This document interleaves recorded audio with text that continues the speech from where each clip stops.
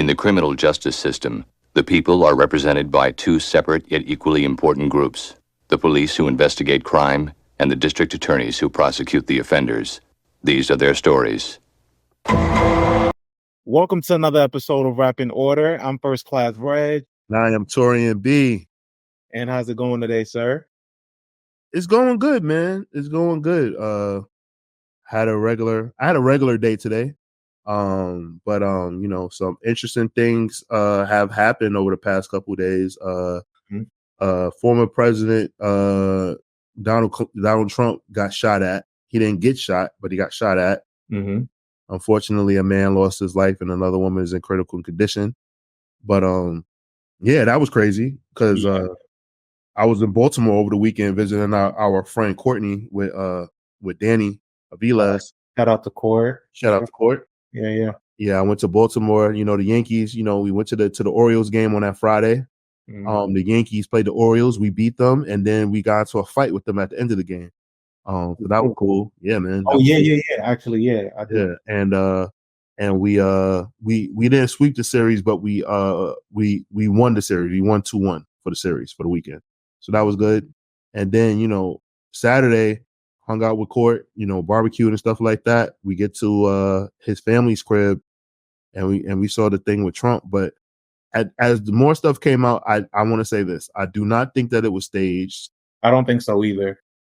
But what I also say is I don't think that Trump was shot either. I think like some glass ricocheted. Because you think about it, if that bullet did like touch his skin or touch his face, it would have took all that shit with it, even if it was a graze. Well, not necessarily, only because so from what I've seen, like one account put up like a video basically of like not a reenactment, but like a video of like how Trump was speaking that day. Because he was speaking like this. He was looking at a monitor, and I feel like the bullet was aimed directly at him, right? And they caught him in his cadence. So right when he turned, I really do feel like he was grazed. And I think people are underestimating. They're calling it stage because they're like leaning into the fact that Trump is such it might look staged because they're leaning into the fact that he's such a great marketer, right? Because I don't think it was staged. Yeah, I don't think it was staged, but a lot of people do. But right after it happened, he went into this. We got to fight. And he knew that moment would be big. Like he knew, like whatever just happened, I got to lean into this shit. Right. So I don't think that, I don't think it was staged. I just think that the bullet like never caught him. Like it was like some like ricochet and the glass just cut his ear.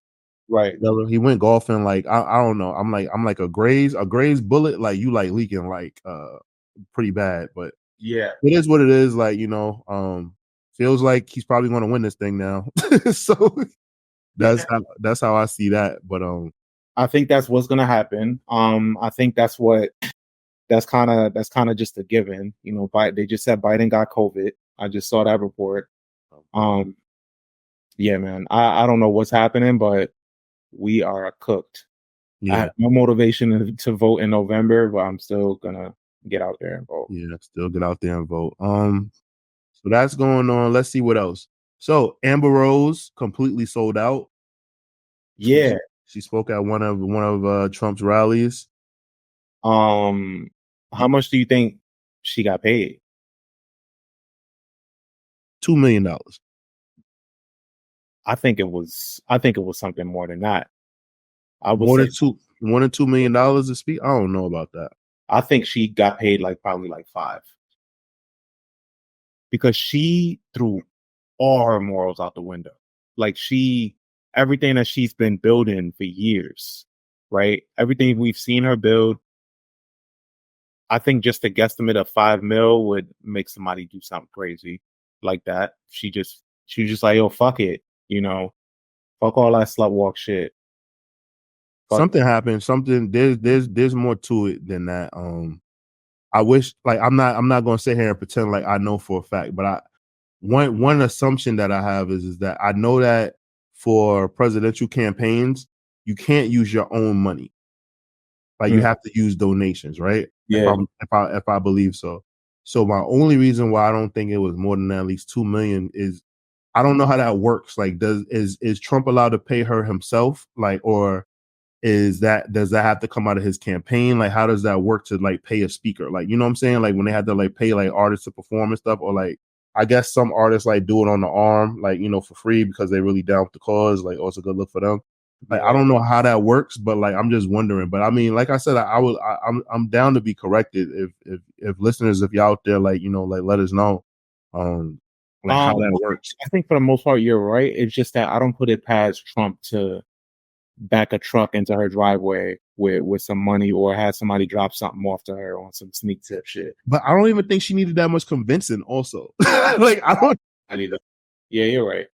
I'm just saying I don't think that she needed, you know, it's not even the fact of like what I don't think that she's one of those people that like needed to be, you know, bargained with. They said I think once they said $2 million cash, she said, I'll take it. Yeah.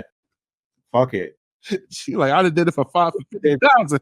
She did like a slow rollout on her Instagram of like just putting up Trump stuff, and then all of a sudden she was doing the speech. I agree. Yeah, that's unfortunate, but it is what it is. So, well, let's talk about what's going on in real time. So while we're recording this, we just saw that Schoolboy Q is banned from performing in Toronto. You hear that? Yeah, it's raining really bad outside. I hear that. Crazy. Jesus. Yeah, I got the yes, so Schoolboy got banned in Toronto. Well, he got turned away from performing, but then he said that there's a TDE ban, which is not surprising. You know, all of this shit going on. I think the Rick Ross incident is probably what made them feel like they can't do that. Yeah, that's true too. Did you see that? Did you see that footage of Steph Curry when Not Like Us was on? Yeah, he says he basically said, "I'm tired. Like, is this the only song that gets played in America?" And LeBron said, "I like it." He's like, "Yo, I like it. I like this song." But did you see what Jermaine Dupri said? No, I did. He said a lot. So I saw one thing that he said, but like, are you talking about like what he just posted? Yeah, I saw the caption. I didn't watch the video. I watched it, but I liked the caption. Okay, you know, the caption. Go ahead. Yeah, the caption. He said, "I just saw Steph's reaction to the Kendrick record, and I thought it was very ironic because what he is feeling is a record impacting the streets, and this new generation is not used to that. I'm sure many of y'all don't understand what I'm saying, so let me know your thoughts." Okay, so if that's so and then he posted in the video, he said that he saw LL Cool J perform recently, and he was saying that like there's no more male hip hop superstars like that, like just feed the streets. He said when LL came out, like he was just worried about feeding the streets, like putting out songs that like kind of like caught everybody's attention. And I thought that was pretty interesting because like I think that the rap superstar that does that kind of thing, like it doesn't exist anymore because the lines get blurred. And I could go into a whole deep dive because I kind of think that it started before Drake, but Drake took it the furthest. Like I think it started with like a Ja Rule and Nelly when they started making crossover hits where they were the singers and not even incorporating R&B singers to like do their hooks and stuff like that. Because it's like they kind of like narrated what the radio sounded like. So follow me, listeners. Because before a rap song that like took the streets, as Jermaine Dupri said, it was a rap song. But now most rap songs that become like huge crossover hits are rap songs that incorporate singing. I'm not anti-singing or anything like that, but like that's what happened. It became this formulated thing where like auto-tune had to be used, singing had to be used, melody had to be used, where it was just outside of the realm of it just being a big rap record. Yeah, and that's because people did kind of unlock the formula that it was a little easier to get your records like in rotation if there was some melody to it. So that's what rappers were doing that. Right. And I get it. It was like a sign of the times and everything like that and what was going on. So I'm not mad at it. I'm just saying like that's what happened. Like, you know, so genres started getting blurred. You know, what became big in pop music, like kind of like got switched up, and that was the cause of it. Yeah, I agree. I find that interesting though. We'll see. I am looking for it. Have you heard this? Did you listen to this Common album yet? So I listened to the first 2 tracks. But it was funny because like Danny was like, right now I just can't, Taurian. I was like, all right. But I was enjoying what I was hearing though. Like I was like, oh, this is good. But like he made, yeah. It's a good album. That Common album is really good. Somebody's told I saw somebody say that it's competing with B. Yeah, I think it is. Mm. But what I don't like that I've seen a couple people say, I saw one particular person say, he said, this Common and P Rock album is what y'all think the Nas and Hit Boy run is. I'm like, yo, shut the fuck up. Why do you have to say that? If you think it's fine, but come on, bro. I think some people just be wanting to like just like get their opinions on, because it's like I don't even understand like the the comparison is completely, that's crazy. Find a way to say just some dumb shit all the time. It's crazy. Yeah, but like Common, but like, yo, you talking about Nas? Like what? Like what? Like yeah. But it is a solid project. So when you check it out, I want to hear your thoughts. What else? What else do we need to tap? Oh, Big Sean's album got leaked. Oh yeah. Big Sean's album leaked. Because of stan culture, I guess. He did an on the radar freestyle. And in the freestyle, people thought at first that he was shooting at Kendrick when he wasn't. He was more directed at Kanye, and he threw like a little jab at Kanye. And DJ Head is the one that got that clarification. So he's the one that he went online. He was like, "Hey, I spoke to Big Sean just to see who this line was about, blah blah blah." And yeah, it looks like he was shooting at another Gemini or whatever. And talking about this person. And it's like, anytime I want Big Sean to get into some spicy shit, like they could have just let that bubble, let people think what they want to think. Because you see what DJ Head is doing, right?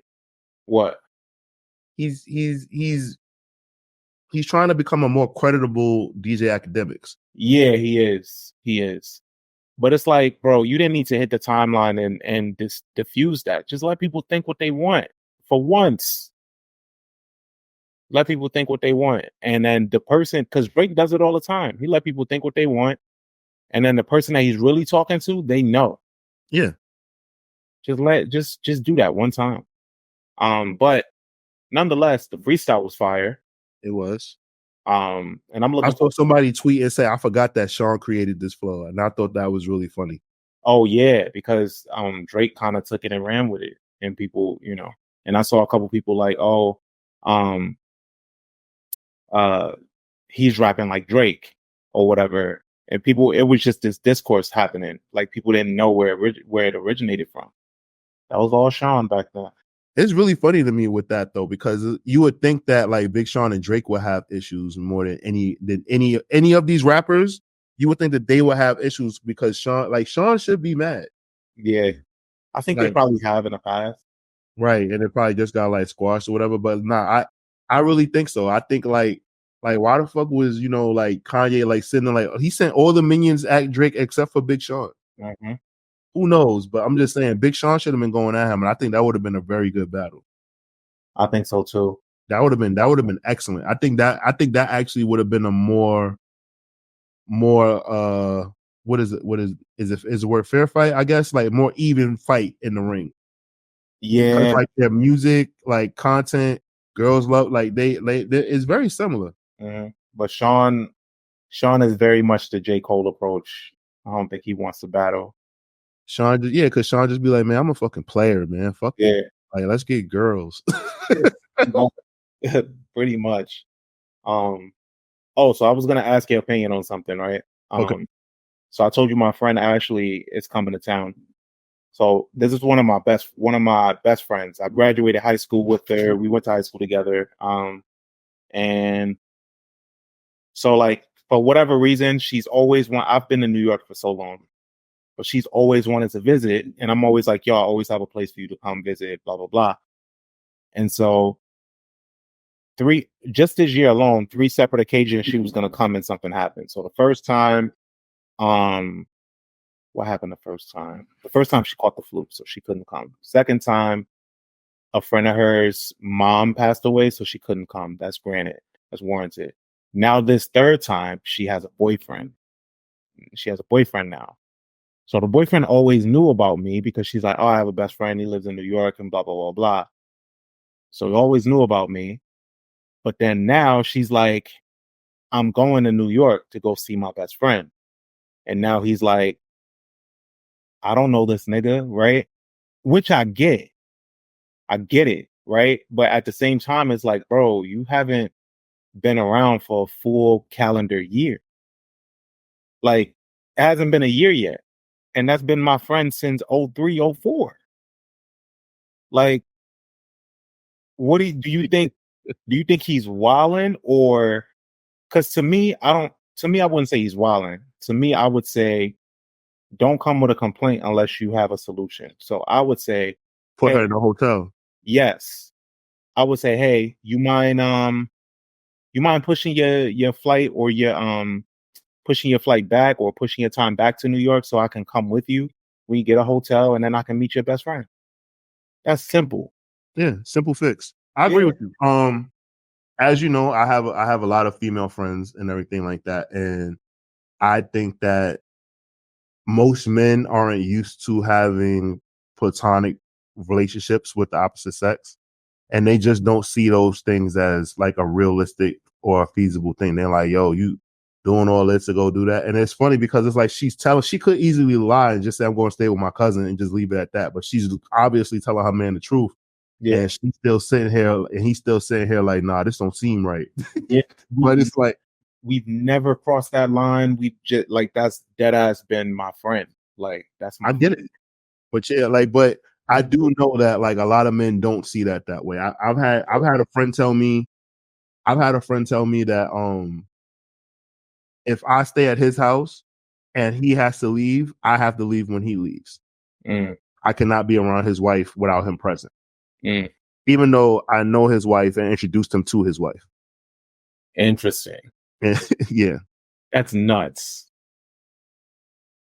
Some men have certain principles, bro. Like I have like some men just don't think, and it's really funny to me because I'm like, well, what kind of like woman do you think that you have where you think that like a man can just be like, come here, woman? But yeah, like what you think about to happen? Yeah, but nah, like that's a thing, bro. A lot of men like they be like, yo, I'm not leaving no man around my woman, and you know they think like men just can't help, and you know it's that shit's nuts. But I mean, and you know, like we grew up watching like Jerry Springer and all of those and Maury and shit. yeah. But you know, unfortunately, there are a lot of men out there like us, but there's also not a lot of men out there like us that can have female friends that can, you know, like hang out or be around us and stuff like that. So. No, yeah, you're right. Yeah. That's more so of the thing. He probably doesn't have a girl that he's friends with or whatever like that. So that right. he can do that with. Yeah. But yeah, he absolutely, if he really got a problem with it, like that absolutely should be his solution. Yeah, offer up a solution, bro. Be like, yo, I'd actually feel more comfortable with you staying in the hotel. Here, I'll put you in a hotel for a few days. Yeah, or, New York, or put this off, and I promise later this year we're gonna go. Yeah. Something. That's a simple fix. Like if you're gonna raise hell like that and like you don't feel that comfortable, I don't see what the problem, because it's like she's coming to New York regardless. So it's like, yeah. And that's another thing is like she's telling him I'm sorry to like stay on this. She's telling him the truth, right? She could have easily lied and he probably wouldn't have thought nothing of it. I know. But she told him from jump, like because she'd been planning this trip forever. She said, I have a best friend who lives in New York. I'm gonna go see him. And he was always like, okay, you know, but then, you know, of course, like once feelings got stronger, And now it's like, yo, you really going out there and you staying with him? And it's like, yeah, I've been telling you this. Yeah, I mean, it happens. I've definitely gotten like had weird interactions with on both sides. Like girls I've dated like thought that some of my like female friends was like, yo, like she really your friend?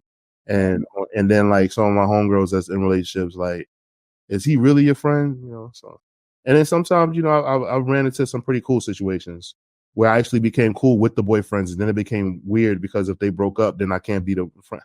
Like, yo, you introduced me to this great guy, and now I can't be his friend anymore. I gotta, yeah. Wow. Really be like that, man. But I know listeners are gonna chime in and let me know what they think. So Yeah, man. Please help Regg. yeah, I'm not bugging. I mean, by the time they hear this, she'd be here. I think she's supposed to come here tomorrow. So Okay. you guys know how that goes.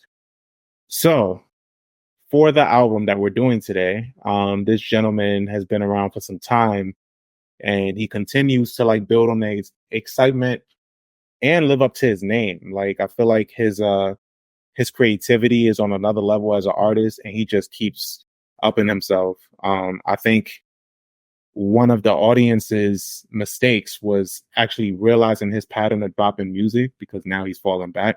They realized that he was dropping every 2 years. They called it out, and now he's like, you know what? I'm gonna take my time. Fucking people, man. And now we all suffer because this is the third year. It's been 3 years since this album came out, and it still holds up in my opinion, but we'll break it down a little further. And I'm talking about Tyler, the Creator, and his album Call Me If You Get Lost. It's his 6th studio album. It was released June 25th, 2021. It was narrated, of course, by DJ Drama, who's obviously famous for Gangsta Grills. And this has features from 42 Doug, Young Boy, Never Broke Again, NBA Young Boy, Ty Dolla $ign, Lil Wayne, Damo Genesis, Brent Faiyaz, Lil Uzi, Pharrell, Tizo, Dana Hughes, amongst others. You got some production, of course, from Tyler himself, Jay Versace, Jamie XX. And it's just, I think Tyler's goal for this album was to make something that resonated for the summer, right? That served as like a getaway album. And I have really fond memories with this album already. Just from that time frame, it was really instrumental for me. It was like it was that year coming out of like COVID that this album was like there, you know? So it came at like the perfect time of people just starting to inch into going back outside. And then you hear this album that's like an escape album, and it's so luxurious, and it's like, it's big, it's bold, and aesthetically pleasing. I think he went out to prove that he could really rap and do it luxuriously. What were your takes on this album when it dropped? I was completely like blown away by how good this album was. I couldn't stop listening to it. Mind you, like I thought that Igor was like the best thing like smoking that he like put out, right? So I was like fresh off of like really loving that project.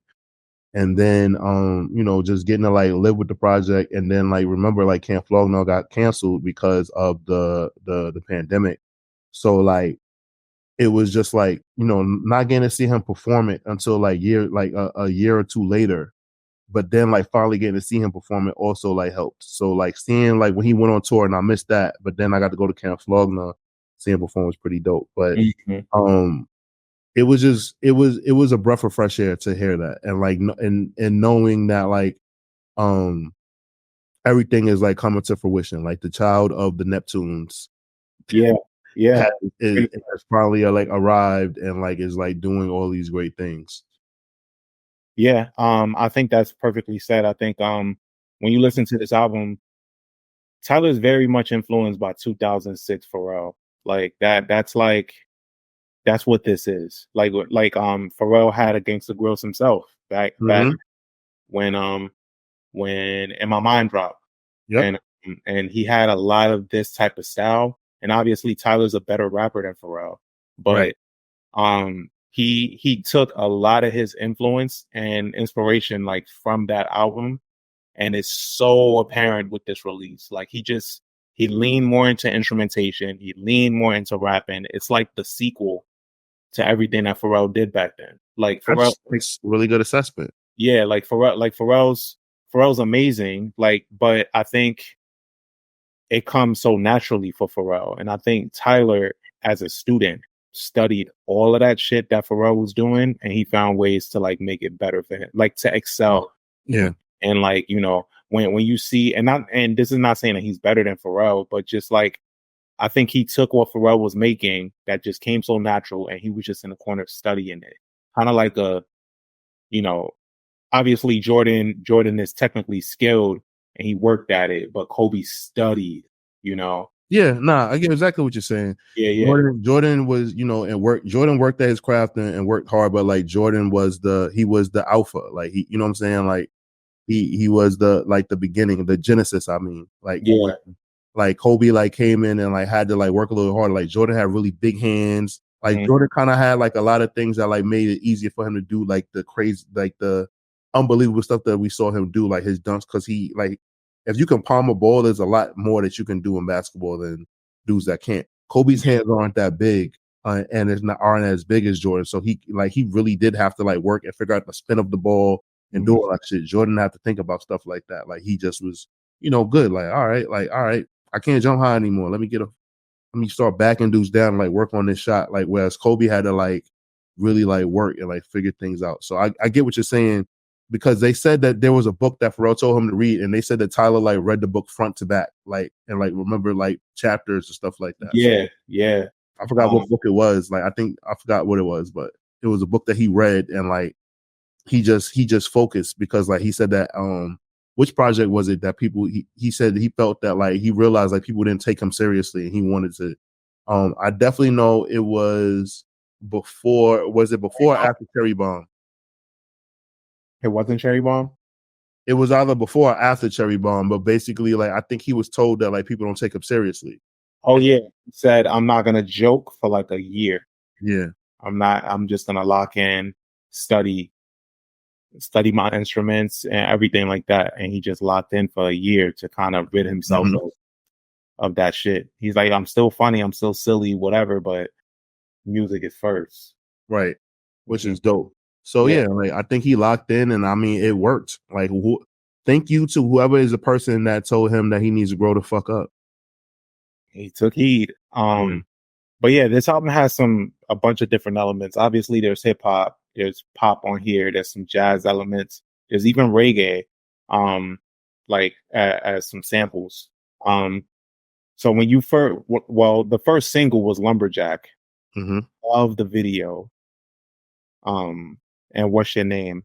And I love the teases that he was doing for the music. Yeah, I wanted you to talk about that. So yeah, like talk about the promos and shit like that. Like him and like making out with the girl and shit like that. Like that was really funny to me because I was just like, yo, like why did he seem like it seemed like Napoleon Dynamite, like like it was just weird, like all of these like weird scenes and shit, and it's like, yo, not like. And then after I listen to the album, I'm like, oh, like that's his man's girl.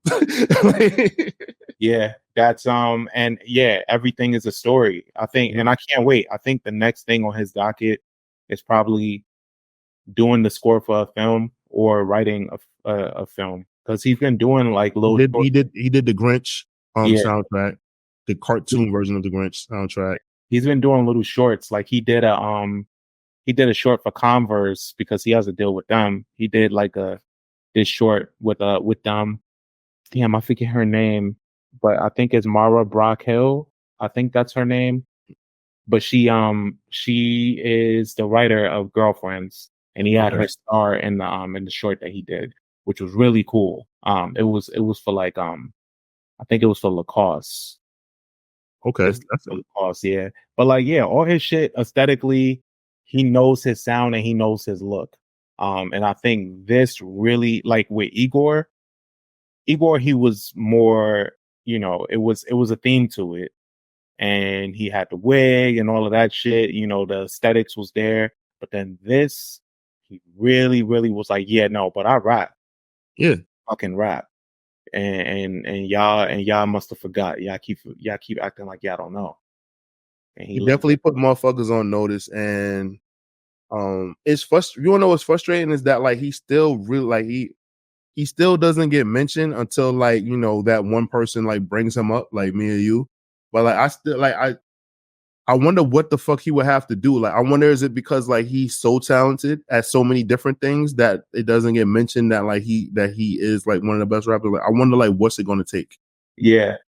I think or maybe that'll never come, but like it's just weird. Like he gets recognized as a top artist, but like I would like for people to start bringing him up as, and maybe it's because like his, you know, it's like he's not like a super double entendre guy or anything like that. Like he just kind of like just gets straightforward with his raps. Maybe it's that, I don't know, but nah, that can't be. I put him up there with those guys, man, with the names. I'm not going to name the name, but I put him up there with the names. The names, the people know the names you're referring to. Yeah, I put him up there with them. I think that's not far off. I think he was there for that whole era. Yeah, that's what I'm saying. You know, that's all I'm saying. Yeah, and he's from one of the greatest rap groups of all time. We can call them that. Yeah, because of what they spilled into and what they've been able to do with their name. Right. I think they get that label not for the music that they put out, but like the amount of talent that come out of that crew. Yeah, it's pretty ridiculous how much talent they got that came out of that shit. Right. It's crazy. So where you want to start? What song? Well the kickoff. Okay. The sun beaming. That fucking man. That beat is so crazy to me. It's crazy. I thought it was crazy that they didn't mention DJ Drama's name at all, but it still worked. Yeah. Like, because as soon as everybody was like, "Yo, DJ Drama's on the album," like it's like the word spread immediately. You know his name. Yeah, you know his name. I just thought that was cool. Produced by Tyler and Conductor, because it's from a Conductor beat. But yeah, this shit is just so effortless. I love how this album kind of re-energized DJ Drama. Like it put him in a lot of different conversations. Right. People just started overusing him when I think they should have been exploring other DJs now. Yeah. After this, because I think the DJ concept on main albums is a concept I really like. Like it, because shit, we had Kid Capri on Damn. Mm-hmm. It was fresh. Like that felt good to hear him on that. I just want to hear DJ Clue again, man. You should. Yo. I want to know who's going to get DJ Clue out of retirement. I know he's not really in retirement, but like I wonder who's going to get DJ Clue to host that album. Yeah, Clue is chilling, bro. I don't think he want none of this shit. If you want to know who should use DJ Clue on a project, I don't know how he would do it, but like it would work. Drake. Yeah, you know what's funny? He used Who Kid as a one-off. Mm-hmm. I wanted him to lean into that. He just used them on push-ups, and that was it. Yeah, I feel like Drake has some really dope shit in his vault, like on some Paisley Park shit that like we'll never get to hear. Yeah, I know. He has a lot of shit. I can only imagine. Yeah, ladies and gentlemen, I know that was low hanging fruit, but seriously, Drake and DJ Clue would fucking set the streets on fire. Yeah, they would. If Drake want people to forget about what's going on, just do that, because we'll talk about it. Yeah, no matter what he does next, we're gonna talk about it. But that would be fire. But yeah, no. Nonetheless, this Tyler intro is amazing. I think he really, really talks his shit, and it's a perfect kickoff. Right. Call me if you get lost. That's the whole theme. Mm-hmm. Whole theme, and he leans into it. Like and it's funny because like his fashion line Lafleur is like also like very like it, like when you look at it, really like he really told this story. Like he was like, this is how I want it to sound, how I want it to look. I wanted to like feel like luxury. So like it's funny because like pretty much like he created his own. It's like a cross between. It really is like a cross between Lacoste and Louis Vuitton. Yeah, it is.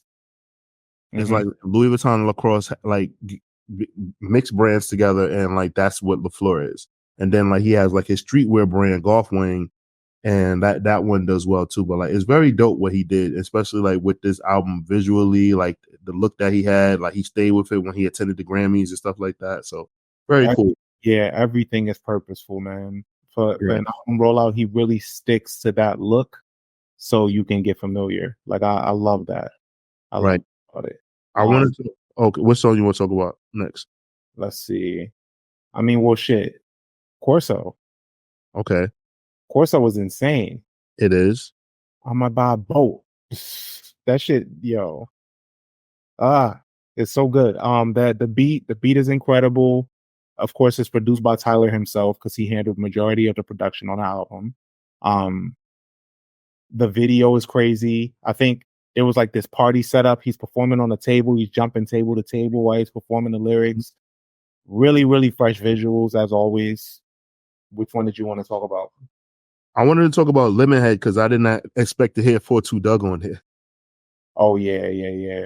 Like in a good way. Like it was like a pleasant surprise. Like, oh, like so I was doing my best to remember my first time listening to this album and add it into my notes. I went into this album completely blind. So I didn't look at features. I didn't look at anything. So I'm just hearing all this shit for the first time. And like, I'm just trying to remember as I'm making notes for the project, remember it the first time I heard it. And I'm just like, yo, I was so excited hearing this and I don't get excited listening to albums anymore. But there was so many. I don't get like excited no more. Huh. Yeah. I think Lemonhead stood out to me from when I first heard it. Because it's just so grand. Like dun, dun, dun, dun, dun, dun, like it just sounds like it sounds like it could be played at like a rally or some shit. Like it's dope. It's a really grand sound. Did you watch the stream for Cam Flogno last year? Yes, I did. So when he performed this shit, yeah, like, oh my God, yeah, like, he should be in the lineup this year for it any day now, probably. You think so? You think this soon? What does he? How soon did he announce it last year? If I'm not mistaken, like we didn't get that till like the fall. Like, because the tickets are sold, so he just like, so he chilling. Yeah, he already got his lineup. He chilling. He just gonna break the internet when he does release it, and there's gonna be some surprises. What's your name? Like he's very good at like capturing nostalgia. Yeah, like what like this is 90s R&B right here at its core, like on some like H-Town, kind of shit.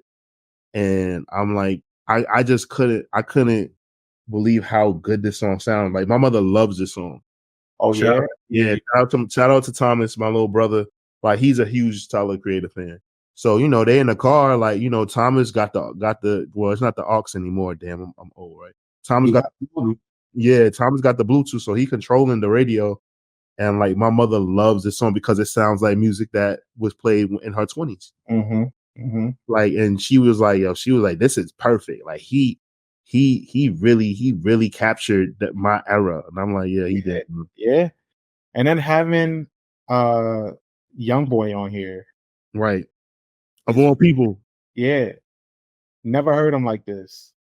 That's what I'm saying. Like he hears the other things that other people don't. And I really think that he takes the approach that Pharrell does and like gives them the whole layout of like what he's trying to do. Like, listen, like I need you to like the song's going to do this and then it's going to set this up, but I just need you to come in on this kind of shit. And like, this is the hook. Like, I feel like he just gives them everything and just, it works out perfectly. Like, yo, I just need your voice. Just bring your voice to this. And I think the same thing is kind of the layout that he gives with Wayne because he's like 3 or 4 features in with Wayne now, and they all are amazing. Yeah.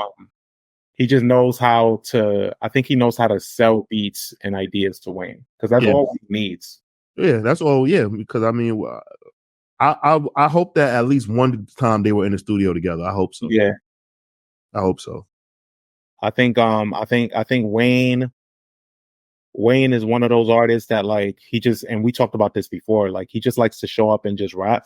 Mm-hmm. Like, he don't want no art direction or nothing like that. Like he just want to rap. And I think Tyler does that for him, and I think that's why they work so well together. I agree. Case in point is their collab on this album, Hot Wind Blows. Yes. Yeah, Hot Wind Blows, produced by Tyler. One of my favorite songs on here. It's a spin on Penny Goodwin's 1974 song Slow Hot Wind. Of course, DJ Drama pops up on here. We all got our toes out too. It reminds me of it reminds me of the Quincy Jones song that he used in Austin Powers. Mm-hmm.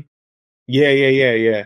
It does. And I know it's not from Austin Powers, ladies and gentlemen. Just that, that's the first time I heard the song. I know that it's from somewhere else. Yeah. Trapper, you keep the block hot, driver. Open the door for me, my hand hurt. Like his way of flexing is so funny and just so casual. Yeah, it's casual, but if you really look it up, you're like, that's expensive. Yeah. Really. Where the fuck we at? Oh, the driver gotta remind us. Oh no, the pilot gotta remind us. Yeah, he floated on this, and then Wayne with the slam dunk. I would love a project from them. Oh man, yeah, it's funny. Like sometimes I get project the first time that Wayne and 2 Chainz gave us that project, I was like, this is cool. I didn't need the sequel. I didn't need a part 2. Yeah, one-off. Like, just give me a one-off. Yeah, man. Sometimes it's so funny. Like certain artists, they be like, we couldn't make it work, and it's like, why couldn't y'all? Mm-hmm. Y'all talented. Yeah. Or they be like, oh, they can't even lie and be like, oh, it's schedules anymore because shit, y'all niggas email everything that all the time. Yeah, email everything. Motherfuckers is making songs in jail, man. I don't want to hear this shit. Like, real. Max B sounds great. Yeah, he does. He's already getting fitted for jewelry and shit when he comes. Yeah, it's crazy. Fucking Max B. French Montana tell us one more time that it's coming out. I'm gonna lose it. You and me both.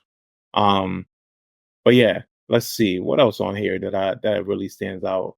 Well, Massa, Storytelling Tyler. Yeah. And which is also produced. I think that second portion of the beat is produced by Pharrell because it has that 3 count. Dum, dum, dum. Yeah, or 4 count rather. That whole second run is produced by Pharrell, I believe. I think that's imagine how cool it is to have like Pharrell as like your mentor and like you could just hit him up about shit and like you probably like the craziest ideas in the middle of the night. Yeah, bro. I swear, man. You don't even understand. Like if I could just randomly just like be able to just like get up at any time and just like call like Jay-Z with my ideas and shit and like he actually give a fuck. Oh my God. Yeah. Idea, is there something that from Jay-Z that you want to see that you haven't seen? Or that you want to see again that he doesn't do? The things that I so Jay-Z's really in a cigar and in the wine. So like it wouldn't be musically, truthfully. It would be kind of more like lifestyle stuff. I think a lot of the lifestyle things that he tries to like push forward, like I think that like he does really cool, like all right, like champagne, cognac, and stuff like that. Like, yo, my nigga, put a wine out, man. Like he's really into wine. Like he has like a very impressive like wine collection. I would love to see like what kind of red wines he will put out. And I also would love to see like the kind of like he had like a cigar that he designed with 𝘠𝘰 and I smoked it a few times, but I would like to see like if he started his own like cigar company and stuff like that, like because he loves cigars. Yeah, that's like something, or like see like what he would do like with like a car, like if he was able to design like his own luxury car for like Mercedes or something like that, because like cars have been like such a huge part of his musical journey and career. Yeah, they have, and he's gonna put like the Lexus to like the old school cars that he drives now. Yeah. Like, and talk to him about that. Like, talk to him about like the process of doing that. Like, I know like most people be like, oh, I would talk about what music that I want, but it's just like you know, I don't even. I think that he's very bored with music. I kind of like would want to just like talk to him about like, yo, like what kind of notes, or like taste like would you put in like the wine? Because like in red wine, like there's so many different things that like go into it. Like people put in like tree bark or fucking like cherries, or you know what I'm saying, like using like different kinds of grapes and shit. So just talk about that and like understanding like why he wants to do that. This man's traveled all over the world, had different like taste of like every fucking brand you could think of. Just knowing that, like talking to him. Yeah, I get it. That's what I want to create with Hove. I wonder is it Monogram? His Oh the weed. Still out here? I'm pretty sure it is, but I believe it's really hard to get. Like I know in California there's certain dispensaries that carry it. Not every like dispensary. I know in California and Vegas I've seen it when I went out there and I went to a dispensary with Sarah. And I remember that one year for my birthday, Sarah actually got it for me because you know I'm a fucking Hove stan. So I was like, oh, I gotta smoke Jay-Z's weed. Yeah, I'm high as a kite. Yeah. I remember y'all saying how smooth it was. So yeah, it was a smooth smoke. It wasn't harsh. Okay. I knew that much. I was like, okay, this I can smoke this. Yeah. But I don't hear much about it anymore. I remember at one point they did like Nori was in the promo. I think something Nori did something, like all the weed smokers that's affiliated with Hove did something for it. But yeah, I haven't heard much about it since. Yeah, same. Let me see. What are your other standouts on here? Juggernaut with Uzi. Okay. And Wilshire. It's a dirty Mac and ass song, but I really enjoyed it. It is a dirty Mac and ass song. But yeah, those are good. I think my other ones are Sweet. I Thought You Wanted to Dance. It's just so smooth and beautiful, and it's like the song is almost 10 minutes long. You got vocals from Brent Faiyaz. You got Vanna Hughes on here. She sounds lovely.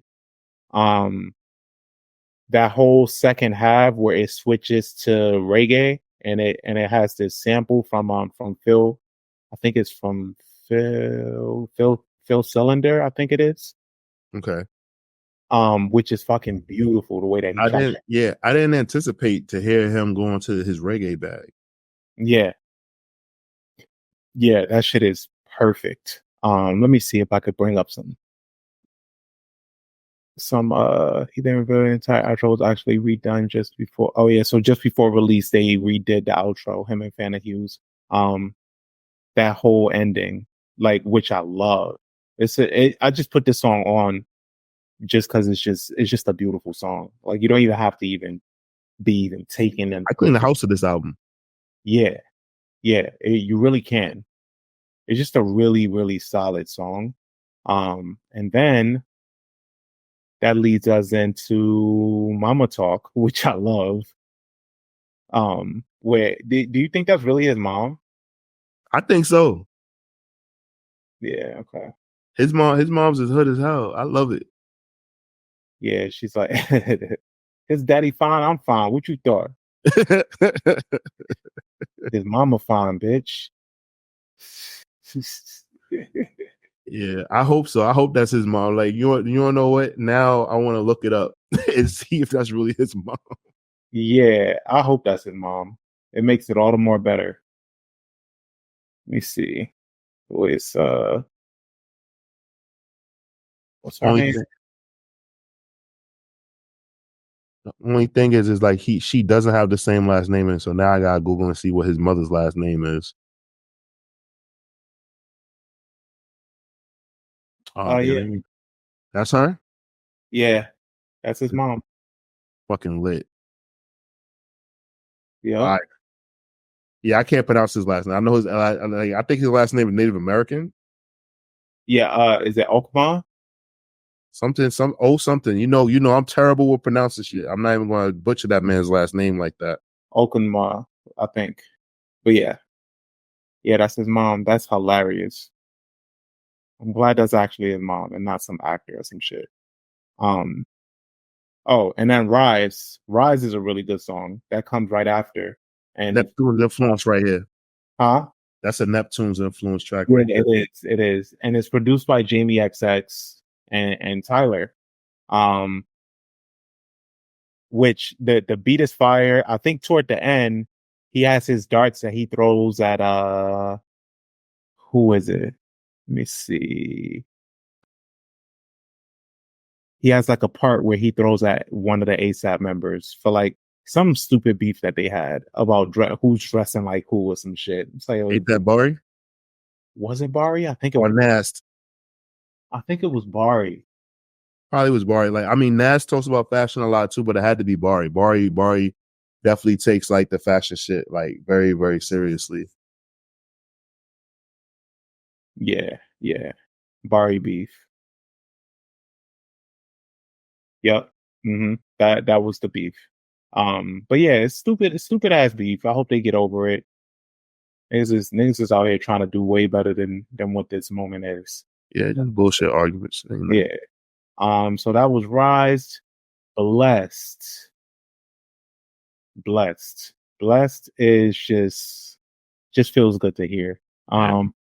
Put the bike track on Zipline. Girlfriend doing amazing. I'm healthy. My skin glowing. My friend's healthy. Like every time I hear it and you hear the instrumental in the background, he just sounds just in bliss. Yeah, I think Tyler should like become like he should replace Morgan Freeman as the voice.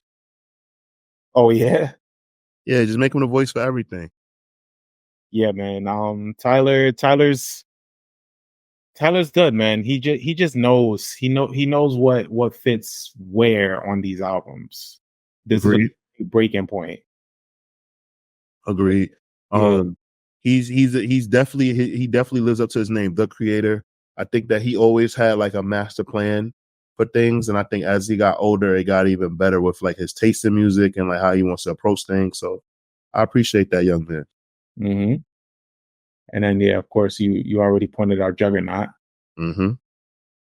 Yeah. Yeah, man, the Dirty Mac anthem right there. Yeah, this is and Uzi. What do you think? Do you think Uzi has reached his ceiling? What do you think is next for him?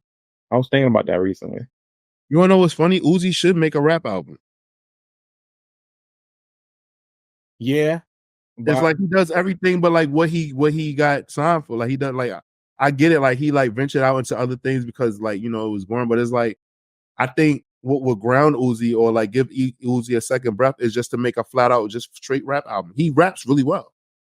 That would be a crazy pivot though for him. I just think it's funny because it's like that, like that's what got him his deal and got him signed.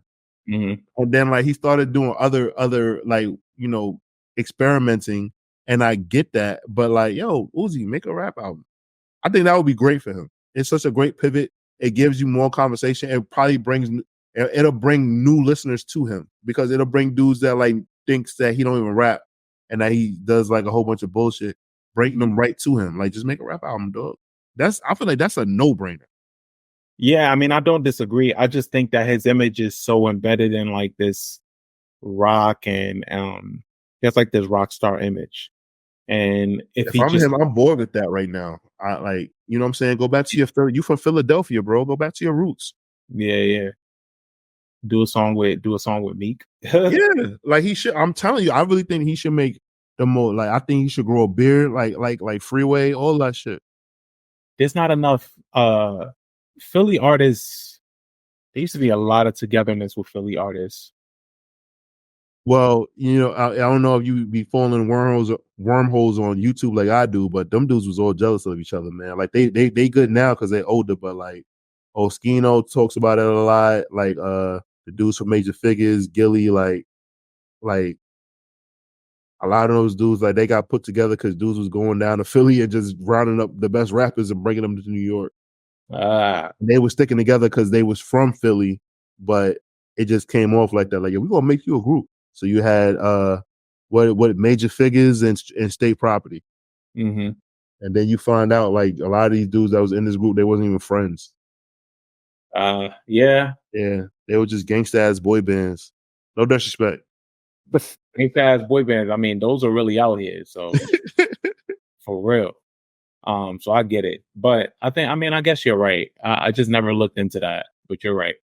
I think with this album also, oh yeah, you already pointed out 𝘊𝘭𝘭, and then it kind of, when it ends off with Safari, what do you think about that ending?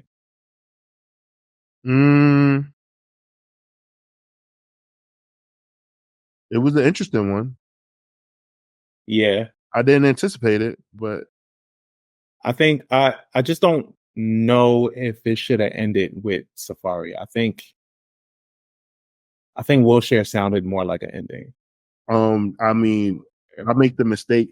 I mean, when I listen to the album, to be honest with you, I make the mistake and think that 𝘊𝘭𝘭 is the last song.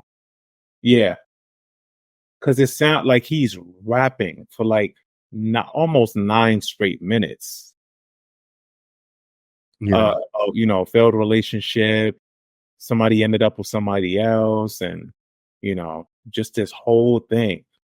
And it's just so beautifully written that I think it really just should have really been a conclusion. right. I get what you're saying though. Like, I mean,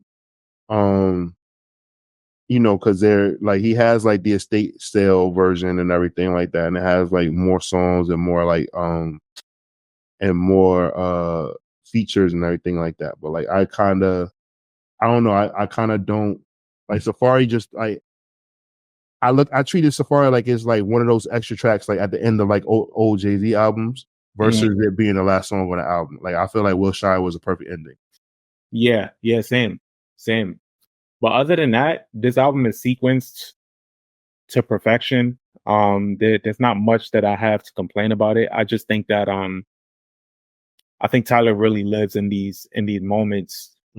For he's so good at promoting himself, and I think for his next arc, I want to see what he pulls from this and continues to like do, because I think his production is only getting better. I think he's only gonna like become more of a full artist and somebody that people can't ignore anymore. And it's crazy where something's got to give, man, because I want him to be the biggest rapper in the world. So I think it's rare that he's on his 6th album and his audience is growing. He hasn't plateaued. He hasn't like reached his ceiling. His ceiling it seems limitless right now. Everybody knows. He knows what's cool. Yeah, exactly. He knows what's cool. And for some reason, it seems like because it's not shocking to me that my brother's a fan, but my brother discovered him because he saw Loiter Squad when he was a kid. Like, he didn't even hear the music first. So that lets me know. And like, he said that he didn't discover Loiter Squad until like 2012, 2013. Wow. And then he said that he started getting it. And then what fucking song did I play for him? It's a song with is it Smuckers? With Wayne? Lil Wayne and Tyler? Yeah. Well, they got a couple songs, but probably Smuckers. Well, no, it was Smuckers. It was Smuckers because that's on Cherry Bomb, right? Yeah. So I was playing the Cherry Bomb album, and he heard me playing it, and my little brother he's like a little sponge. Opposed to like him asking me a question, he'll like hear something and then go listen to it for himself and then come back to me and give like his critique. It's really cool. I love that relationship that me and him have. But long story short, that's what he did. And then he was like, he put 2 and 2 together. Like, oh, this is a kid that I saw on Loiter Squad. I like Loiter Squad. So now my big brother is listening to this. Mind you, I was listening to Smuckers for Lil Wayne's verse. Yeah. He could have easily become my Lil Wayne stan. Generations. Yeah, man. Yeah. That's cool. That's funny how that happened. But yeah, I think that I guess we're making our way toward our time for that rating. You want to go first? You want me to go? Yeah, I'm comfortable giving this a 4.5. I enjoy this album a lot. I think a lot of it has to do with the time frame that it came in. It was the perfect lightning in a bottle. He captured it. Everybody wanted to feel good. He made a feel good album, and he was able to be lyrical with it. He was able to experiment. He was able to offer grade A production on this album. I think it's a record that's gonna just keep getting better with time, I think. Okay. I give this album 4 waffles out of 5. I don't think that he's made his perfect album yet, but I definitely enjoy this album very much. I still listen to this album. I have it on vinyl. I still listen to it regularly. I actually need to get the deluxe version because I have the original version, so I need to get. Oh yeah. But I'm giving it a 4 because even though like it has no skips, I still feel like he left a lot on the cutting room floor. And yeah, and then also like I'll say this. I think that when Tyler makes like his classic perfect album, it will be like the #1 song in the country, the #1 album in the like it's all going to hit. Like it's all going to happen. And maybe this next project that we get is going to be that. But I feel like this project it had like if you're a Tyler fan, like it's special, but like I'm talking about the next project that his next project is going to be the project where like people that aren't fans of his are talking about him. And I think that's cool. But like with this project, I'm like, this is the best of like what he could do so far, but he still has more to go.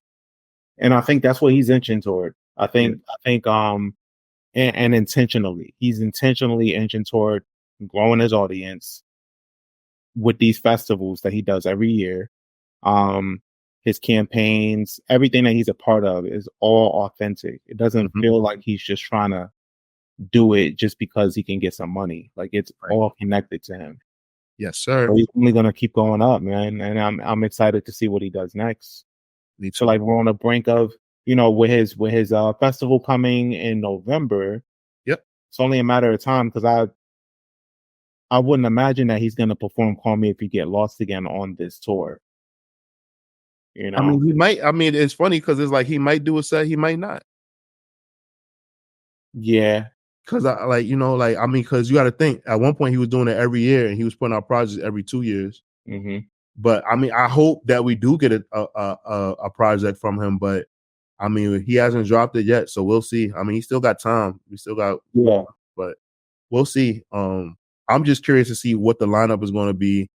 Since it's the 10-year anniversary, I feel like it's only right that all of our future gets on that stage and performs oldie. So that'll be fire. I wouldn't be surprised when they don't remember those words. So it's a really long. It's a really long song. It is. I think so. I think they'll work on it. I mean, it's short verses, so they should be able to. Yeah, a lot of them performed at last year's Can't Fall No. So, I think it's possible to get all of them on the stage, for that kind of moment. It's a 10-year anniversary. Like I think is something that needs to happen. So yeah, I would agree. I agree. But listeners, viewers, let us know what you think. If you follow Tyler, the Creator, and you've been studying his career, what did you think of this album? Do you think it is do you think it's a step up from his previous releases? Like, how do you rank it? Let us know in the comments. I'm First Class Regg. I'm Taurian B. And we're out of here. Catch you guys next time. Dun dun.